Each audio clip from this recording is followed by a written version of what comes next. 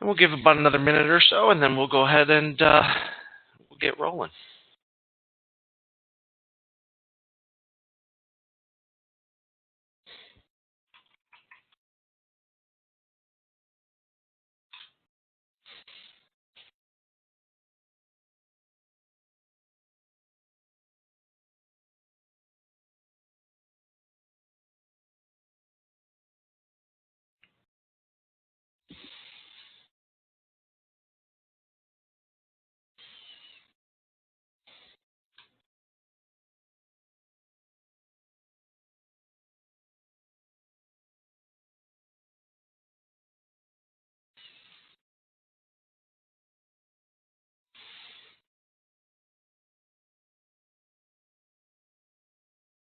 All right.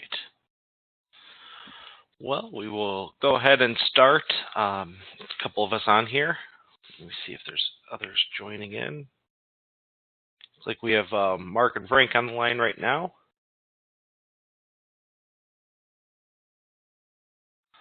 I will go ahead and have I'll keep the chat window open. So if anybody has any questions as we're going through this, please don't hesitate to stop me and put that chat across, and we'll try and get those questions addressed. So today's agenda, we're going to talk about call routing, the benefits of call routing, especially within the context of the boberdoo lead system. One of the things that we'll be focusing on today is an alternative to selling on duration, which would be putting like a 1-minute buffer on a call, so you're only billing them for calls that go over that duration, and some of the ways that other boberdoo clients have attacked that issue. So let's jump right into it. So first of all, in overall, the benefits of call routing primarily are a high contact rate, right? Virtually 100%. So from that context, lead buyers typically like that because of that high contact rate, having a real phone number that they can even follow up on after the fact. So for that reason, calls typically will sell at a premium to the equivalent web lead. So lead sellers like that. And then from a consumer standpoint or that caller standpoint, it puts them in more control because they can determine how much information to give out. And then lastly, that's not listed on this benefit here, but when you're looking at consent and really the regulatory environment that we're in today and moving forward, the more calls the better because it is the consumer that's initiating that call. And so you typically you wouldn't have those intent issues. And then lastly, if you're just selling web leads right now and you offer and expand into calls, you now have a full lead portfolio to offer to your buyers. So what are some common issues with call routing or selling calls? So one of the ones that we've learned from our clients is that if you don't have dynamic call routing, you have to set up proprietary campaigns. And so that would typically mean you have to have a higher minimum investment from the buyers in order to make that campaign worthwhile for you as a seller. Another one is the filtering requirements by buyers, right? Not just geography, but other filtering options, debt settlement above or below $10,000 in debt, mortgage, minimum value of the loan, things like that. Another common issue is the resources to manage duration. So we have some of our clients that literally have a full-time employee who goes through the calls that did not make that minimum duration to listen to them and see if there are buyers that are trying to get the lead and the contact for free, if there's any quality issues, intent, things like that, that can take up a lot of time and resources. And then lastly is if you expand into more of a generic campaign away from that proprietary campaign, you have limited routing options when it comes to how you're looking to monetize a given call. So not surprisingly, that's where we're going to offer boberdoo call routing. So one primary benefit, and this is boberdoo's call routing logic, is that it was built with the same logic as routing web leads. So you have a lot of different options when it comes to routing those calls. Next is the IVR. So we're going to take a quick look at our new IVR Manager today. This allows you to then build in those filterings, the press 1 for A, press 2 for B, and so on. And then that can be used to route a call just like the web lead. We'll take a look briefly at replacing duration with refunds. And then lastly, we can talk a little bit about the routing options based on priority. So if you're looking to do round robin or prioritize certain buyers over others, price. So with the boberdoo system, you have the ability to sell calls on a ping post basis, meaning that you can ping out partial information about that call to the buyer. And then that buyer system can, if they have the ability, can dynamically reply with the DID and a bid. So this does allow you to then handle these calls almost like a typical ping post environment. And then lastly, we'll talk a little bit about EPL. So that is where you're taking the total revenue earned from a client over a certain number of attempts. And then we're using that calculation to sort the matching buyers. So if you do have people that are on duration or different durations, that helps to smooth that out and sorts those that are most likely to answer the call at the top. And then lastly, I do want to introduce here, we do have an option to integrate your Twilio account into the lead system so that when you consume number and minutes, that is done through your own Twilio account. And then that pricing plan with boberdoo treats calls just like pings, direct posts, or API calls, as it's just another incoming action into your system. All right, so let's just take a quick look here at how a lead or a call matches to a buyer. So again, boberdoo handles web leads and calls in virtually the same way. So in step 1, that call then enters your lead system, and boberdoo works on an exclusionary basis. So what that means is we will remove all of your clients that do not have an active account, all of your clients that do not have available funds to buy that call at that point in time. So that can be in the form of positive dollars or a credit. And then we would remove any client that does not have a matching filter set or those business rules defining what calls they can take.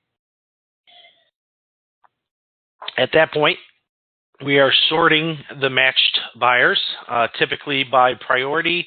But as I mentioned before, we can also do price or weighted logic or earnings per call or a custom logic if you had something that you wanted to employ there.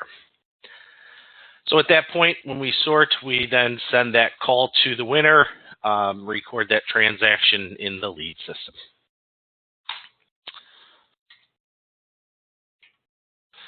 So we're going to go ahead, before we get to the conclusion slide here, we're going to go ahead and jump into lead system so that we can take a look at some of these options here. So first, just so you know, there is a tab here specific to phone routing. And so this is where you set up and manage the campaigns. So you can easily add campaigns. You can track them by the advertised name. You can do separate internal names, track by vertical, so there's sorting options for that. And so again, you can then manage your campaigns, be those proprietary or generic ones, by vertical or by advertising source, however that may be, all through this page here. The next thing then is the IVR Manager. So as I mentioned, we do have a new IVR Manager. You'll see this one here is in beta. So it is much more of a drag and drop setup. So we can take a look at one that is built. So you'll see here that one is called Project Plus Zip. This was a home improvement use case. And then we can take a look. Basically, you can use these tools here on the left to determine the path that the caller goes through.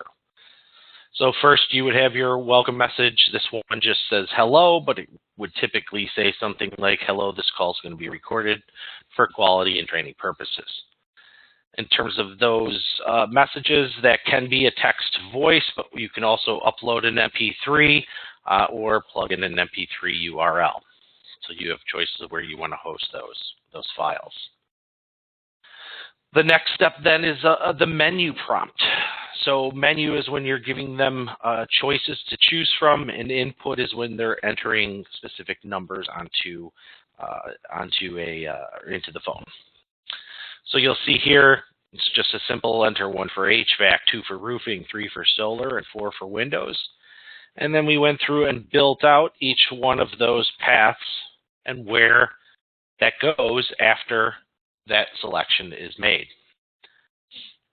You can also do things like select how long to wait for an option. You can repeat it. You can do invalid input prompts, so you can really build out this IVR to make sure it's comprehensive. So we can see here that no matter what option they press, they're then taken to the input. The reason for this one is for them to enter their zip code. So this allows you to get more granular in your geo routing. And then you can also do, mins and maxes and really build that out here.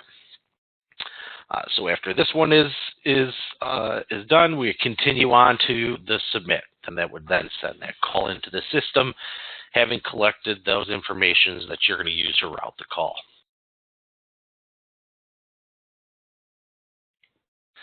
Now, of course, the next thing then is that they need your partners or buyers need a filter set in order to receive those leads.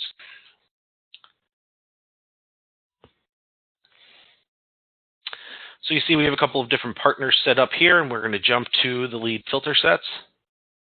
So you'll see an inbound phone filter here and then a web lead filter here, again, giving you the ability to offer that full lead portfolio to your buyers. If we take a look at the inbound phone, you'll see, again, you're building the business rules to determine what calls can be routed to this buyer. So you have the price that you're charging them. The partner ring to, this is the number that you're going to send that call to.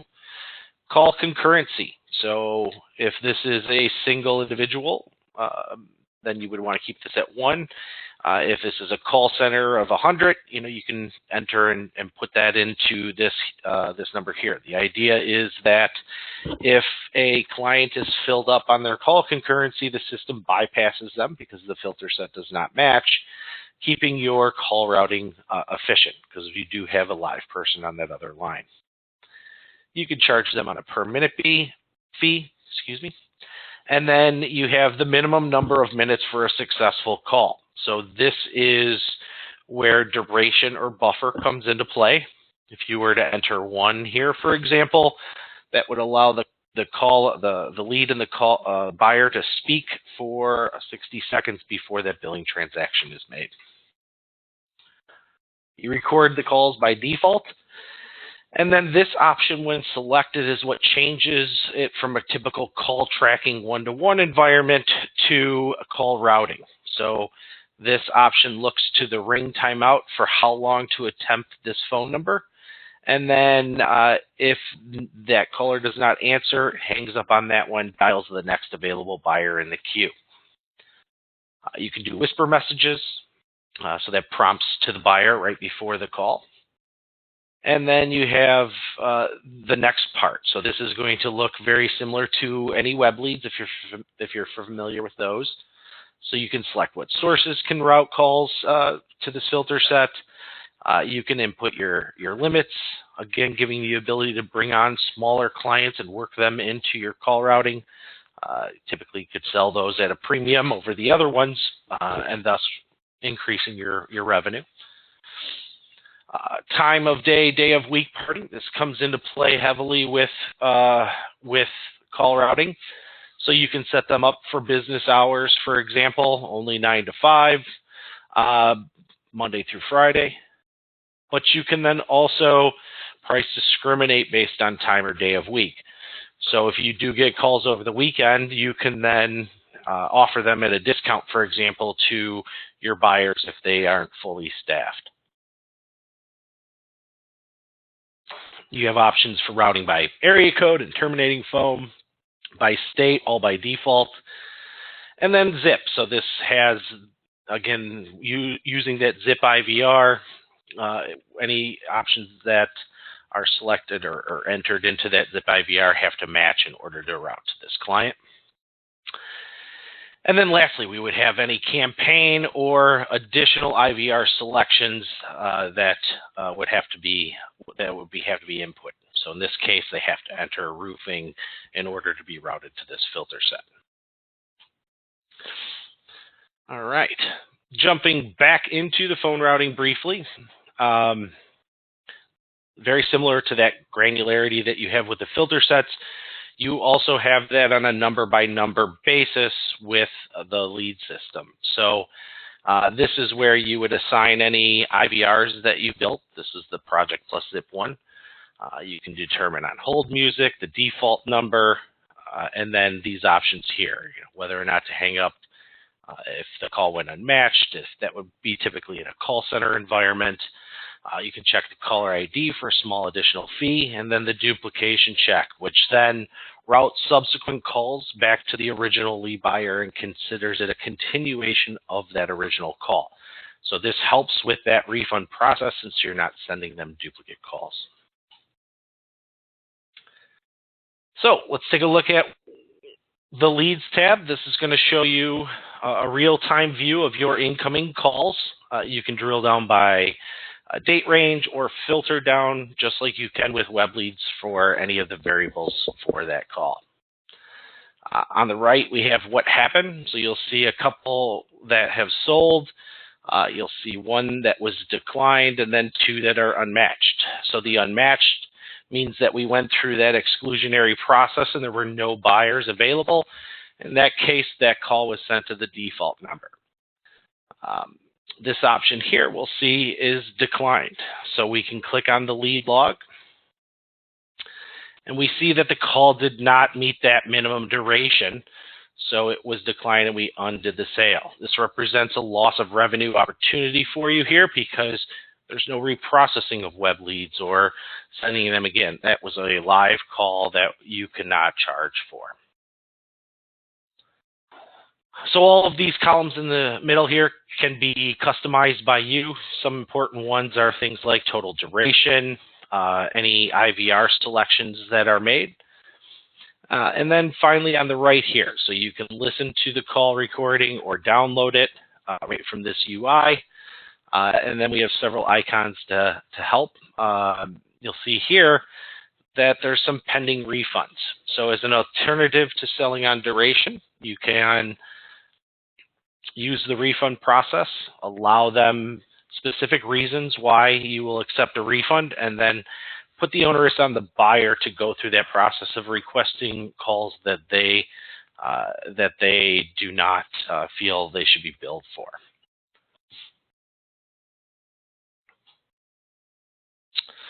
All right, so speaking of that refund process, that can be done several different ways, basically the same ways as web leads.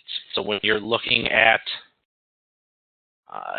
the partner here, you can request the refund on their behalf, or that can be done through the partner admin, having the client then go do that on a one-off basis, or it can be done on a bulk basis, meaning that you can upload a spreadsheet in here to refund, request refunds on those leads.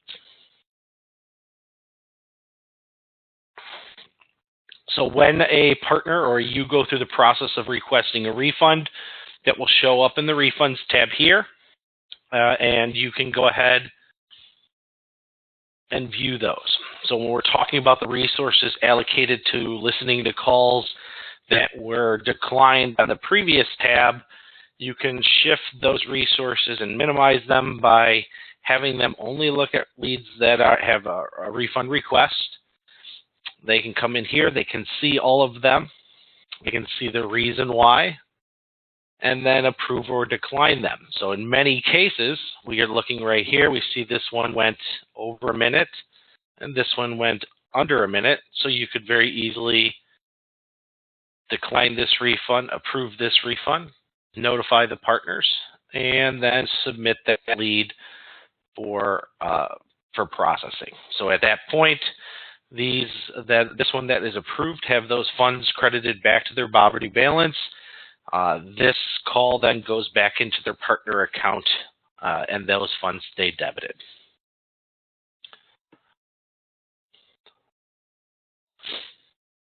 All right.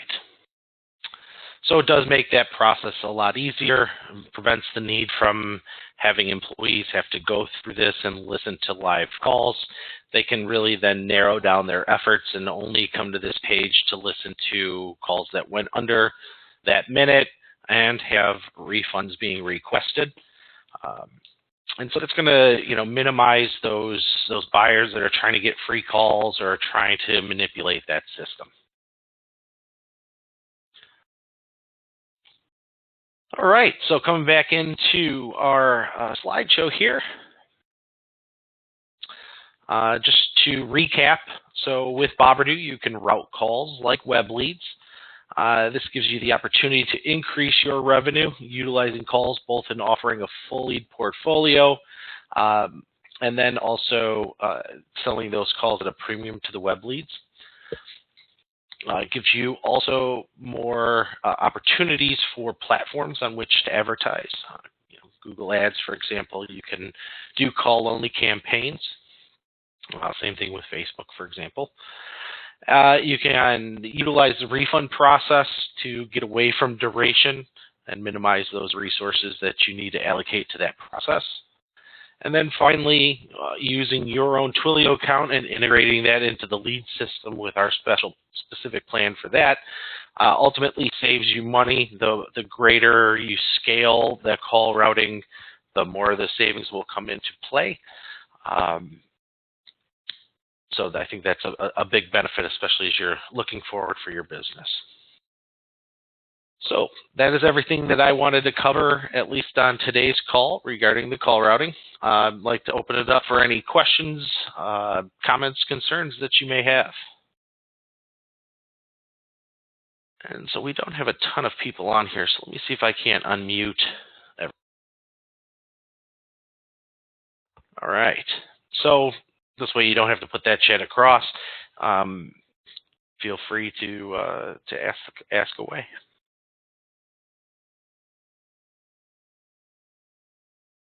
I think I'm good on my end. Everything seems pretty straightforward. Okay. Sounds good. Generally, the way that people use these now, is it, they're getting leads from some sort of lead portal, whatever that industry is,